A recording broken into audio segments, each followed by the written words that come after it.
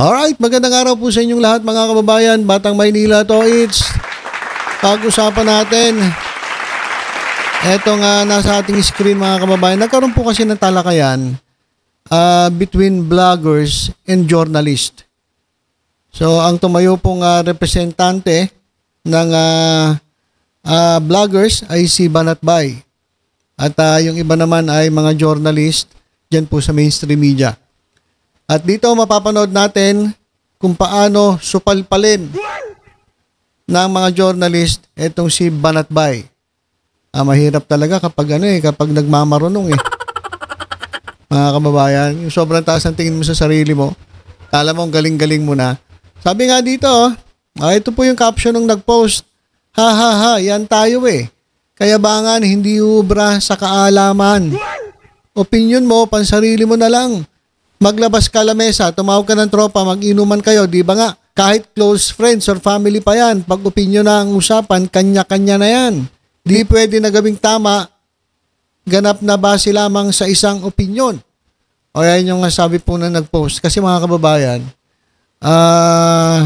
supalpal po Etong si Banat Bay, dito po siya nangyaring talakayan. Pero bago yan, may isisingit lang ako. Eto mga kababayan, naglabas po yung Okta Research ng survey at ipinost po ng DZRH. Alam naman po natin, ang nagpapatakbo ng DZRH ay kadikit ni Yorme Isko Moreno. Ay pinost po nila, ito pong lumabas na survey, Okta Research, at dito kitang-kita ninyo na talaga namang ang layo ng lamang ni Isko Moreno dito kay Hani Lacuna at kay Sam Bersosa. Ito ay nilabas nila mga kababayan pagkatapos ng nagalit po ang taong bayan kay Sara Duterte at kay Isko Moreno dahil nga po dun sa ginawa nilang rally na simula umpisa hanggang matapos yung speech ni Sara Duterte ay pawang paninira kay Presidente Marcos sa gobyerno at sa mga congressman, kay Abante, kay Valeriano, kay Joel Chua. Etong tatlo kasi mga kababayan ay miyembro ng Quadcom na kumikwestiyon dito kay Sara Duterte dun sa kanyang confidential funds na hindi niya maipaliwanag mga kababayan. Simple lang naman ang gusto ng taong bayan at ang mga kongresista. Saan mo dinala yung pera ng taong bayan? O hindi masagot ni Sara Duterte. Ngayon ang ginagawa niya, binanatan niya dun sa rally ni Isko Moreno. So marami po nagalit talaga kahit mga Iskonians nadismaya kay Isko Moreno. Dahil nga po marami nagalit, marami nag-aalisan na sa kampo ni Isko, lumilipat na kay Hani Lacuna. Ngayon, naglabas sila na ngayon ng survey. Hindi niya napansin yung timing. Mga kababayan, hindi niya napansin yung timing. Yung timing after agad, nung, lalong-lalo na nung pagbanat ni Atty. Princess Abante. Marami po nakapanood nun. In-upload ko po yun, umabot po ng 300,000 views sa isang araw. At kung babasahin niyo yung komento doon sa video ko na yon, naku po, halos lahat galit na galit kay Isko, kay Sara Duterte. At sabi nila, lilipat na kami kay Hani Lacuna. So, ito po ay damage control. Damage control po tawag dyan. Nagpalabas agad sila. Ang bilis. Nagpalabas sila ng survey. Siguro sabi, maglabas ka ng survey, bilisan ninyo. Kasi sinasira ako doon sa kay Sara Duterte. So, kinakailangan maglabas tayo ng survey na palalabasin natin na talagang marami pa rin mga Manileño ang naniniwala sa akin. So, tingnan nyo. Ang layo, 63%, 18 si Lacuna, Sam Bersosa 16. May lumabas sa survey mga kababayan, dikit na dikit ang laban. So, etong survey na to, biglaan mga kababayan na inilabas dahil nga mukhang tumatagilid na si Isko Moreno. Damage control ito mga kababayan. Kaya gusto ko lang sabihin sa inyo mga batang Maynila, wag po kayo basta-basta maniniwala sa mga lumalabas na survey. Lalong-lalo na kung yung timing ay meron pong may ibig sabihin Halatang halata po damage control O kasi nga po, kabi-kabila ang banat kay Isko. Kabi-kabila ang batikos kay Isko. Bakit mong pinayagang magsalita yung kalaban ng gobyerno yan sa yung rally? O ayaw na namin sa'yo dahil Duterte ka. Kaya ito po ay damage control. Ito pong nilabas silang survey ay para po palabasin, kunwari na talagang malakas pa itong Yorme's Choice mga kababayan, gising-gising po. Isip-isip din pag may time. Kasi agulat ako, bigla sila naglabas ng survey. Bakit hindi nyo pa ginawang 100? Hindi ako nagtataka. Ba't hindi nyo pa ginawang 100 para wala na talagang kahabol-habol? Halatang-halata kayo eh. Ibig sabihin, mga kababayan, sa 100, tao, pag tinanong mo, halos lahat, kisko. Ngayon pa, na sirang-sira na siya dahil sa nangyari dun sa rally nila, na binanata ni Sara Duterte, etong mga Manileño, maging ang presidente. Damage control ito mga kababayan, wag po kayo basta-basta maniniwala. Ayan po ang style nila. So, ayan po.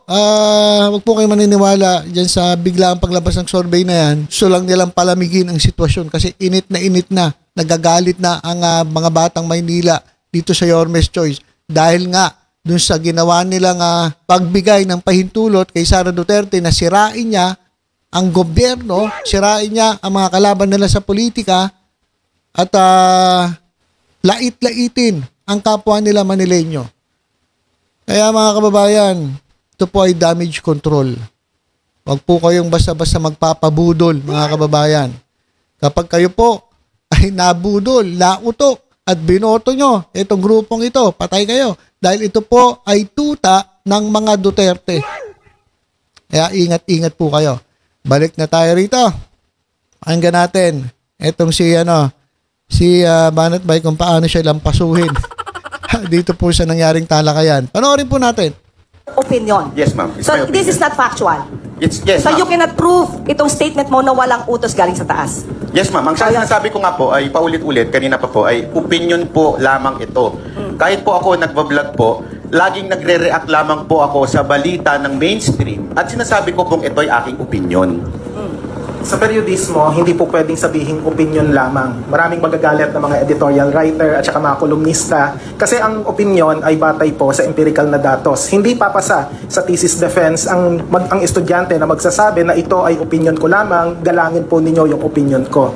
Maling-mali po na ang datos ay isasantabi para lang maglahad ng opinion para makapag-chase ng clout at makapag-chase ng viewers. Salamat! Pero ang tanong ko po, ibig po bang sabihin nun, bawal na magbigay ng opinion sa social media? Hindi bawal pero mali. Mali ang magbigay ng opinion? Kung hindi batay sa datos. Ganon kasimple, mali. Ganon siya kamali. Kasi maraming malalasong isipan kapag ang opinion ay hindi batay sa katotohanan. Hindi bawal, mali. Salamat. Kaya dito mahalaga yung proseso, yung vetting na tinatawag. Kasi kapag ka may fresh set of eyes na editor na titingin ito, makikita ang kakulangan. Salamat. Parang masyadong mainit ang ulo ni Sir sa salitang daw. Pero hindi po ba gumagamit din ng mainstream media ng ganyan? In English lang, alleged. Kaya nga ho, di ba ang tawag nila kay Pastor Kibuloy, alleged rapist? Alleged, hindi na patunayan, wala pang conviction, and yet... Sabi ni Banat Bay, ang Tagalog daw ng alleged ay daw.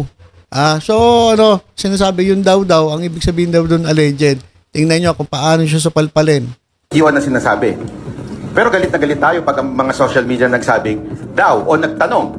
Naalala ninyo, kinontempt si Lorraine Badoy at si Ka Eric dahil nagtanong lang sila, totoo ba ito ang budget mo, Speaker Romualdez? Hindi daw ang ibig sabihin nun. Si Kibuloy inakusahan. Walang daw doon. Factual yun. Naakusado. Anong daw? Anong di umano? Walang di umano. Walang daw. Tunay na akusado. Yun ang ibig sabihin ng alleged. Lahat ng side, mabilis naman maibago kung sakaling nagkamali ang social media. May mga pagkakataon na ang mga social media influencer ay pinagpipilitang mali ang isang mali, hindi binubura at pinagpipilitang tama sila. At dito, makikita natin ang isang willful ignorance din with regard to how the media work. Ang mga social news media organizations, yung mga may Facebook, may Twitter, etc., mabilisan din yung pag-correct, lalo na kung kinakailangan ito. Siguro yung tinutukoy mo, yung mga magazine at mga dyaryo na kinabukasan pa o sa isang linggo pa makakapag-issue ng erratum. Isang salita lang, iba ang gatekeeping sa censorship. We go for gatekeeping. Salamat. Ang sinabi ko, mas matindi sa mainstream media. Bakit? Ni-report ninyo. Sinong nag-edit? Kayo ho ba? Hindi. Ito naman, pinag-usapan nila yung proseso ng pag-edit. Pakinggan niyo yung pagkakaalam ni Banat Bay at kumpara nyo dun sa totoong proseso ng pag-edit na ipapaliwanag mamaya. Ito, si Banat Bay muna pakinggan natin. Ang nag-edit newsroom. Pag may mali, may problema tayo doon. Bakit? Sisisihin, di ba, yung nag-report. Di ba, ganun naman na nangyari, nasisisihin nagre-report. Kaya nga ako, paulit-ulit ko rin sinasabi, huwag natin sisihin ng reporter, cameraman. Dahil wala naman po silang kinalaman doon sa final na news. Ang problema, hindi nila alam kung sino ang nag-edit ng news. Hindi ganyan ang proseso ng editing. O, yan. Mali ka na naman, Banat Bay. Hindi daw ganyan ang proseso ng editing. Mali yung pagkakaalam mo, Banat Bay. Siguro yun yung ginagawa sa SMNI, kaya gano'n. Kasi SMNI to eh. Di naman daw pala gano'n ang editing. Paano ba? Paano ba, sir, ang editing? Ang editing, ginagawa yan habang ang reporter nasa tabi niyan. Oh. So, ibig sabihin, alam ng reporter yung in-edit. Hindi pa pwedeng nagsalita yung reporter. Tapos, may ibang nag-edit, hindi naman pwede yun. Unfair yun. Kasi pwede nga ikasira ng reporter yun. So, dapat, habang nag-edit, nakabanta yung reporter. Oh. Dapat nga, yung reporter pa nagsasabi, tanggalin mo to, tanggalin mo yan. Di ba? Iba ang pagkakaalam netong nagmamagaling. Ayan sinasabi. Paano kaya mga kababayan, no? Paano kaya kung nasalang dito si Dada, si Oli Jacklers, o si Jay Scammer Guevara ang nasalang dito. Di mas lalo na siguro umiiyak na mga kababayan. Eto si Banat Bay, kahit paano may exposure to sa broadcasting. Pero parang lumalabas na walang kaalam-alam mga kababayan, kawawang-kawawa eh. 'Di ba? Soplang-sopla mga kababayan. So hindi po pwedeng yung editor ang masusunod kung anong gusto niya. At ang editing may layers siya. Umpisa pa lang meron ng editor na nagpapatakbo ng tropa ng reporters. Sumasagot sa editor yan. Yung editor na yun, may isa pang susunod na editor uli. Meron pa uli. Pero lahat yan ginagawa habang nahandoon yung lahat ng tao yun. Ayun naman pala eh.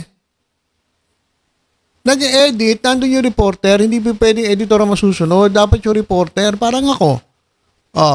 Siyempre, pag may ginagawa kong content, dapat, habang nag-edit, nandyan ka para masabi mo, ito, tanggalin mo to. Ganyan-ganyan. Hindi pa pwede sinasabi ni Banat Bay na hindi alam daw nung reporter kung sino nag-edit. Ano ba yan, Banat Bay? Bilib pa naman ako dito, akala ko magaling to. Wala rin palang alam itong isa't kalahating isa't kalahating ob-ob na ito. Ano ba yan? Tayo mga kababayan, hindi po tayo nagmamagaling. Alam naman natin, matatagal na yan sila. Kasi tayo, nagbibigay tayo ng opinion base po dun sa sa datos. Mahirap yung nagsasalita ka, nagkokomento ka, tapos wala ka namang basihan. Ayan, tawag po doon fake news. Kaya marami pong fake news dyan sa kampo ni alam niyo na, lalong-lalo na dun sa network ni Kibuloy. Nako po, Diyos ko, sangkatutak ang fake news dyan. Ito, basahin ko lang yung comment bago tayo magtapos. Yung dati ka lang tagabugaw ng Kalapati. Grabe naman kayo, tagabugaw ba ng Kalapati ito? Nakikisabat ka na sa politika kasi try mo kumandidato kasi sa kamagyabang. Hindi ko nababasahin to guys Bastos Kayo na lang magbasa ayan Borat Bay. Ayan. Talaga kayo grabe kayo. Vlogger na bulok din ito. Mali nga pinagpipilitan pa rin ng mali. Bobo ayan. Ayan po yung mga naging mga komento nila. Hay, nako, napakalinaw, maging malawak na ang pag-iisip ng mga madadaanan nito. Butata ka, Banat Bay. Tanga ka, ugok, gunggong, kwatit, boris, taki, ninam, asibok, ano yun? Hindi ko alam yun Pinagsasabi mo, baka ma-sensor na tayo sa pinagsasabi mo. Ang sama na ugali ng Banat Bay na yan, marami sinisira ang ulo ng mga estupidong naniniwala sa mga pinuputak niya. Nagmamarunong si Bayad Bay. Utak duta yan. So ayan mga kababayan, yung komento ng ating mga kababayan, dito po sa nangyaring talakayan. At lahat po sinabi ni Banat Bay ay supalpal. Sabi nga nila, nagmamarunong. Hindi raw pwede yung kayabangan. hindi ubra sa kaalaman. Kaya tayo mga kababayan, dapat mag-ingat din po tayo sa mga binibitawan nating mga opinyon. Dapat po base po talaga sa datos.